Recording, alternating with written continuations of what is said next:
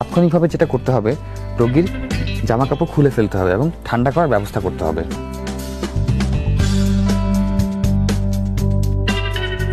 তারপর রোগীকে যত তাড়াতাড়ি সম্ভব ঠান্ডা করার জন্য একটি ঠান্ডা পানিতে ভেজা তোয়ালে অথবা যে কোনো চাদর দিয়ে ঢেকে দিতে হবে।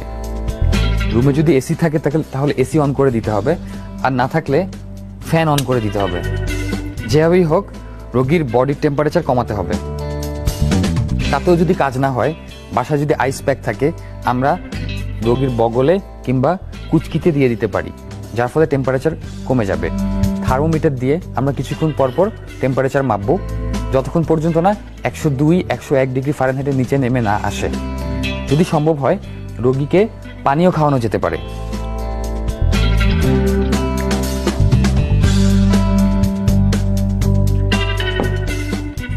যদি রোগী নর্মাল না হয় তাহলে আর দেরি না করে অবশ্যই যত দ্রুত সম্ভব রোগীকে হাসপাতালের ইমার্জেন্সিতে নিয়ে যেতে হবে।